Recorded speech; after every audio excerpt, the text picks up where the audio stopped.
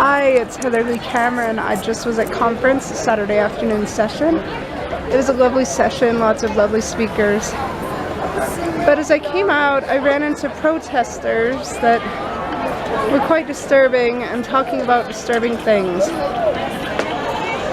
I mean, the police can't do anything because I guess it's a constitutional right to protest, but is there a constitutional right for people to have the peace of mind that they have when they go out of conference?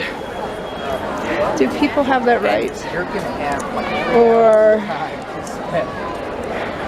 do the hearts of the fathers and the children get poisoned by Satan every day simply because nobody has the courage to speak up in defense of what is the gospel truth to them? Satan seeks to poison the hearts of the fathers that they may poison the hearts of the children through their example. Anyway, it was really sad seeing kids alongside the adults protesting things they don't understand. I mean, they say it's their choice, but is it really? If that's all they're taught and they know nothing else, do they really have the choice in what they believe? You should not use kids to do your dirty work in terms of religion. You should let kids grow up and glean knowledge and decide when they're ready to receive whatever knowledge they receive. They assimilate a lot of knowledge in their young lives. And to force them in a direction and make them believe that all other knowledge is bad, even when it's not, that's stripping them of their agency. And I know that people have a constitutional right to protest, but we also have a right to peace. Is there a line that can be drawn in terms of what can be protested and how it can be protested? I mean, these protesters were talking about vulgar subjects like sex and the Mormon garments in front of little kids who don't quite understand but are going to have questions. Questioning things about that before they're ready to understand it. Conference should be a time of peace, a time of understanding. And yet these protesters get more vulgar every year, and they're using children, and they're truly of the devil. They're truly influenced by the devil, and it's very sad. There is such a thing as peaceful protesting, but it's getting very ugly in that people feel it's more worth it to ignore the protesters than to speak up in defense. But here's the problem with just ignoring them.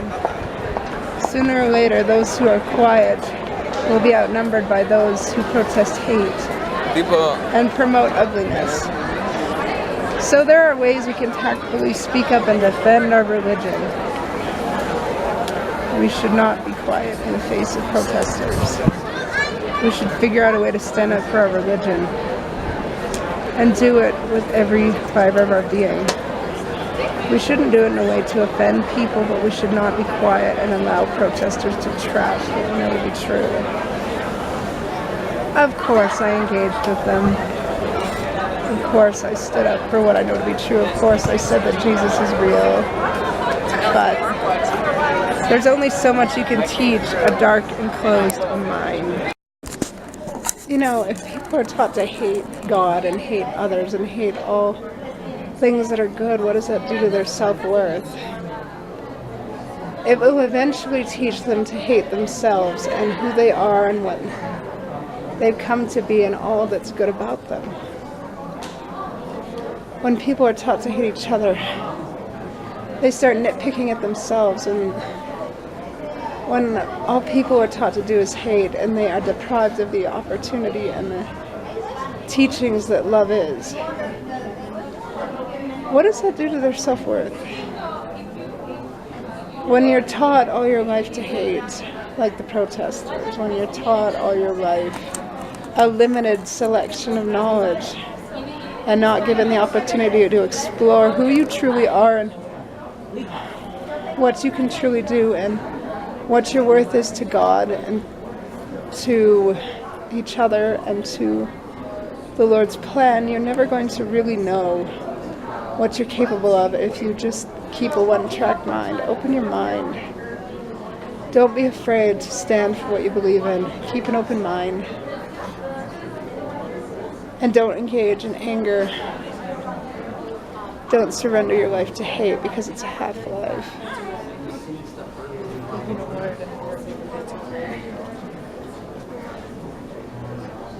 A life based solely on the education of hate and anger is a life surrendered to the devil before it even begins. And where's our agency? Exposure to different knowledge, different cultures, different religions is how we come to know where we fit into things and who we are and who we can truly be. If our knowledge is limited in any way, then we may not ever know. Then we may not ever know who we can become and who we are. And those who limit their knowledge to hate and anger shall die with it. Hate and anger just haunting them for the rest of their lives, for they have rejected the atonement and what it can offer. I mean, maybe they don't know about it, but maybe they do and they've rejected it. In that case, they'll have to carry that burden on their own. And it's quite sad. I personally wouldn't want to go through life without the atonement. I personally like exposure to knowledge, especially knowledge about God, because it helps me remember who I am. And that I'm His child. And that I'm worth more than I sometimes, very often believe.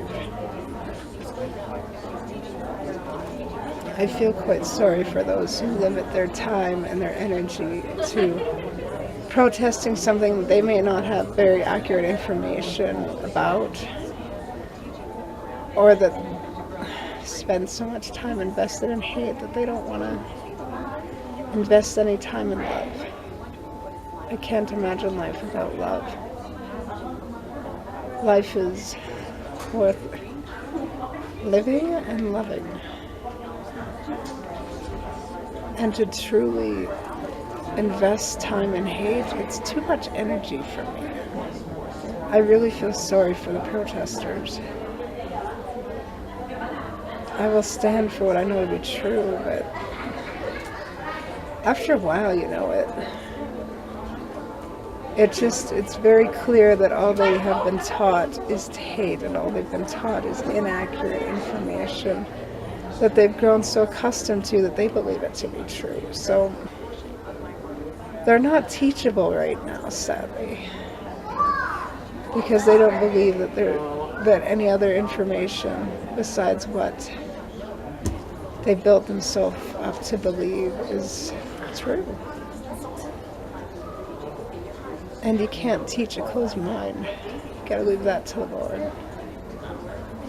We don't all have to have closed minds. We can expand our mind through exposure to knowledge. We don't always have to act on what we learn, but we can learn it simply to be aware and to know the difference between good and evil. To know all good or to know all evil doesn't give us a balance in our lives, and we need a balance in our lives so that we can exercise our right to choose properly.